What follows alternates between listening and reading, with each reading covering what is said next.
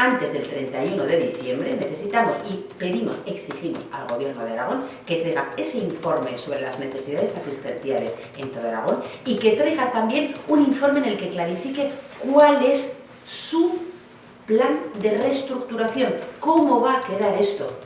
No puede ser un goteo de recortes, de cierres, de centralización, no.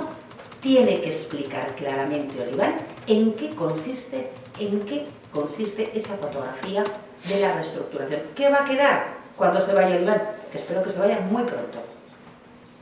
Y no lo digo yo, lo digo en nombre también de muchas personas.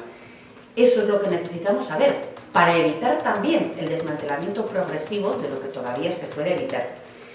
Estamos en contra de esta reestructuración, considerada reestructuración si significa pérdida de calidad y accesibilidad en la prestación sanitaria. Estamos en contra de la reestructuración sanitaria si eso significa debilitar al Servicio Aragonés de Salud, a nuestra sanidad pública.